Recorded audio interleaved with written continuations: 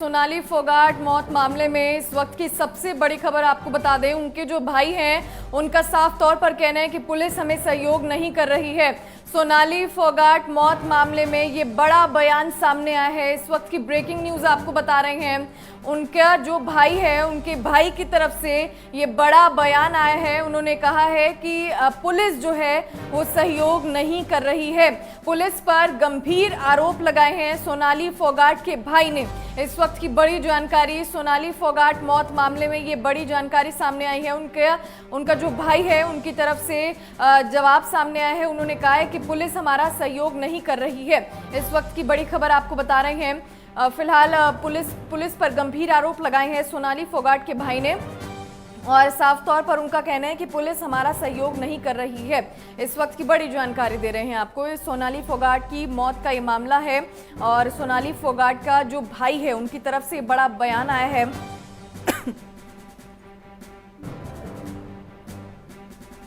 आपको बता दें कि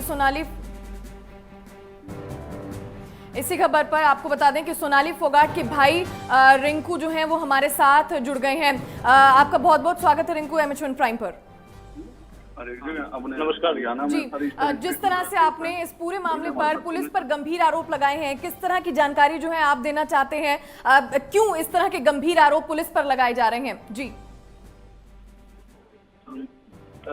मैं और मेरे परिवार के कुछ सदस्य कल सुबह 9 बजे से चले थे। हम हरियाणा से, हिसार से, और हम गोवा पहुंचे हैं 8 बजे शाम को। 8 बजे से लेके और रात के हम 3 बजे तक हम अपने बेस पे इन्वेस्टिगेशन करके हमने पता किया है कि ऐसा कुछ नहीं हुआ है। ये नेचुरल डेथ नहीं है, ये प्री प्लान्ड एक मर्डर है। और इसमें जो इन्वॉल्व हैं उनके बाय नेम हमने रिटर्न में दिए हैं, लेकिन अभी तक हमारी एफआईआर दर्ज नहीं हुई है। हमारी मांग है कि हमारी एफआईआर दर्ज हो और इसकी निष्पक्ष जांच हो और गोवा पुलिस प्रशासन हमारे पक्ष में फैसला दे।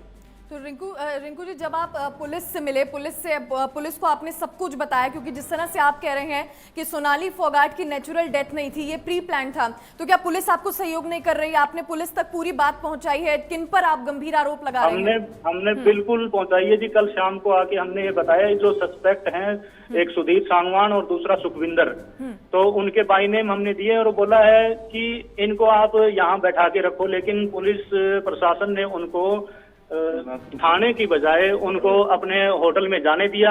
बोला कि आप जाओ और सुबह आ जाना आराम से। तो ये कोई छोटी मोटी चोरी का मामला है क्या जो ऐसे ही इग्नोर किया जा रहा है? ये एक बहुत बड़े बीजेपी के कार्यकर्ता और वरिष्ठ नेत्री थी भाजपा की, जिसकी प्री प्लान्ड एक मर्डर है, और उसको ऐसे लिया जा रहा है जैसे कोई कुछ हुआ ही ना हो। जी जी जी, फिलहाल आपको क्या लग रहा है कि रिंकू जी कि पुलिस पर भी किसी का दबाव है और इस वजह से पुलिस जो है आपको सहयोग नहीं कर पा रहे? ये बिल्कुल है जी, इसमें साजिश है और एक ये राजनीतिक षड्यंत्र भी है। ये ऐसे नहीं हुआ है, राजनीतिक षड्यंत्र भी है। जी रिंकू जी, क्योंकि आप ये बहुत गंभीर इल्जाम लगा रहे हैं कि सोनाली फोगाट जी की जो मौत है वो प्री प्लान्ड हुई है।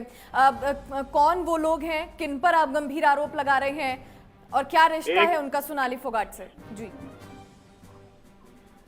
एक तो इनका पीए है जी, जो 3 साल से 2019 में मेरी बहन सोनाली फोगाट ने आदमपुर विधानसभा से बीजेपी पार्टी की पर टिकट मिला था और उन्होंने आदमपुर विधानसभा हरियाणा से चुनाव लड़ा था जी, जिसमें उन्होंने बहुत बेहतरीन प्रदर्शन दिया और अपनी पार्टी की छवि चमकाई थी।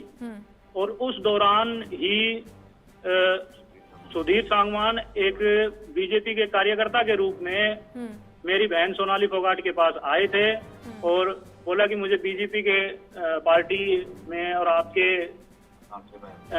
हिसाब से काम करना है, और मैं आपके पास जिस तरह आपका पर्सनल एडवाइजर और जो भी हैं कि मैं काम करना चाहता हूं। तो इन्होंने 3 साल तक उनके साथ में रहे हैं ये।